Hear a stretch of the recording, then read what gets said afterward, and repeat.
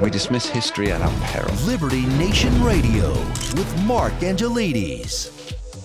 As election season begins, it seems the Fourth Estate is on a single-minded mission to get Joe Biden back into the White House. Whether it's poo-pooing negative economic data or engaging in a full-court press against presidential contenders on both sides of the aisle, it looks like the legacy media is willing to jettison any principles that still remain to make Joe Biden a two-term president. Now, Liberty Nation's editor-in-chief, Lisa K. Donner, has her pulse on the press and joins us today. Thanks for coming in, Lisa. Good to be here, Mark. So, Lisa, it is great to have you here, but what the hell happened to press impartiality?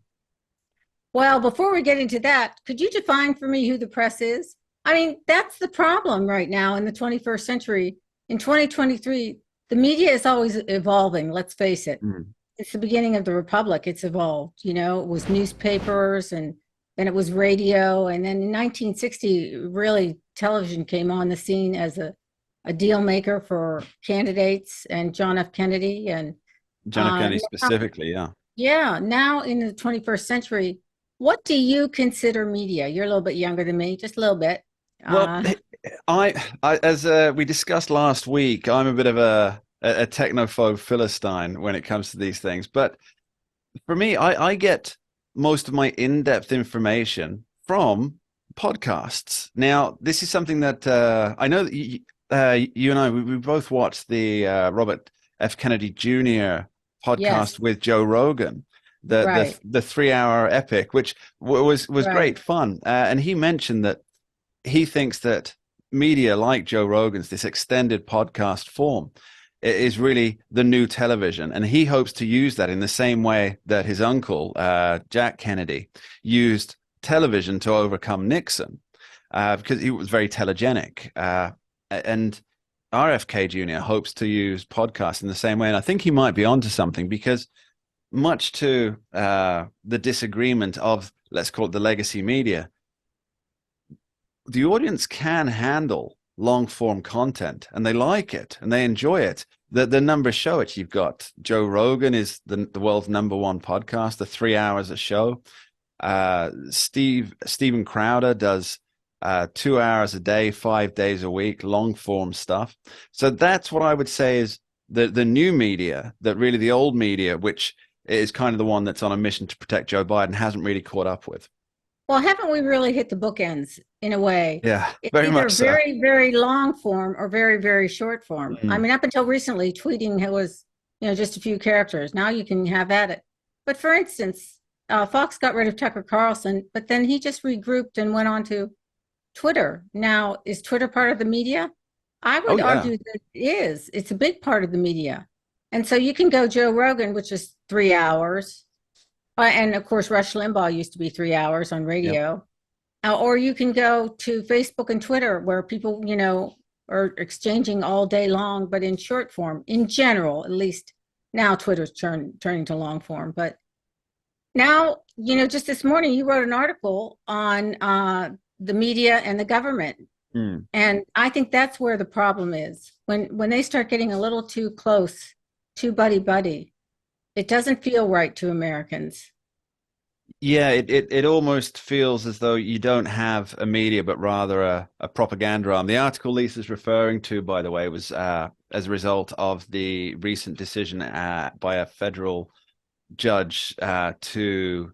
U.S. District Court Judge Terry Doughty, D-O-U-G-H-T-Y, right. To ban certain Biden administration officials, including DOJ employees, FBI officials, from contacting social media for anything outside of national security issues, criminal activity issues, which they've always had an open door for. Right. And if you read any of the Twitter files, or if you were part of the media that actually heard about the Twitter files, and I think a lot of people haven't heard about the Twitter files, then there was a lot of back and forth going on when COVID was happening. Yeah, they even had in the old management of Twitter, they had like an open door program where requests could be lodged directly from the government that would then be dealt with by people working within Twitter. Right, that's awfully buddy-buddy. Yeah, I mean, too buddy-buddy, I think, is the point, right? Well, and then when is it free speech and when is it government speech? You know, Yeah, that's that's the big question. But I got to ask you, Lisa, it.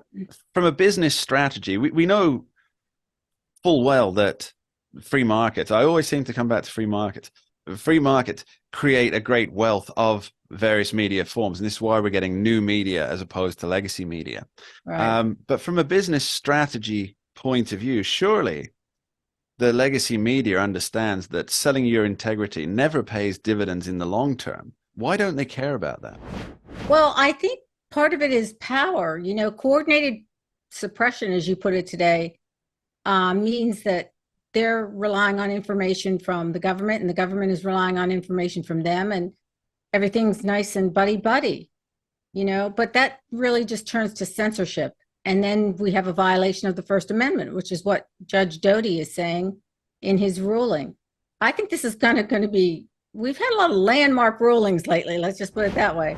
This guy Yeah, isn't the Supreme Court, but you know he certainly is making waves with this.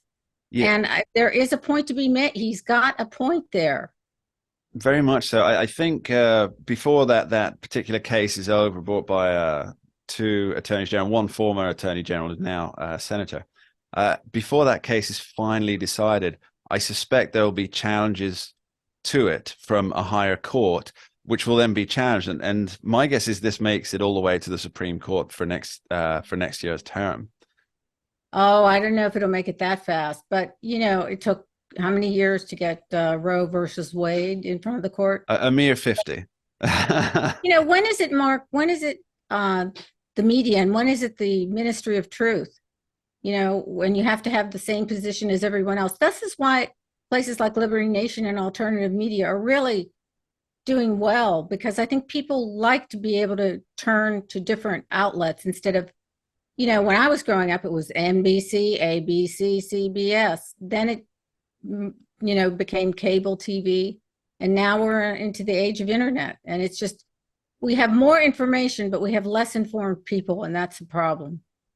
Well, that's something that you reminded me of when you were just giving me the last answer, is that the government relies on the media relies on the government, and it infuriates me so much when I'm sat down and I'm listening to the congressional hearings, and they say, there was this article in XYZ, there was this article in this outlet. I'm thinking, you're the government, you know, you shouldn't be relying on, you know, a favored newspaper with which you have connections anyway to get the information that you're going to present as evidence well, this in is front. What the judge.